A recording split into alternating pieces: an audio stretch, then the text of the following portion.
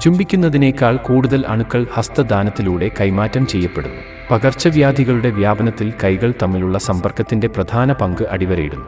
അണുക്കൾ, ബാക്ടീരിയകൾ, വൈറസുകൾ എന്നിവയുടെ സംക്രമണത്തിനുള്ള പ്രാഥമിക വാഹകരാണ് കൈകൾ. കാരണം അവ ദിവസം മുഴുവൻ വിവിധ പ്രതലങ്ങളുമായും വസ്തുക്കളുമായും സമ്പർക്കം പുലർത്തുന്നു.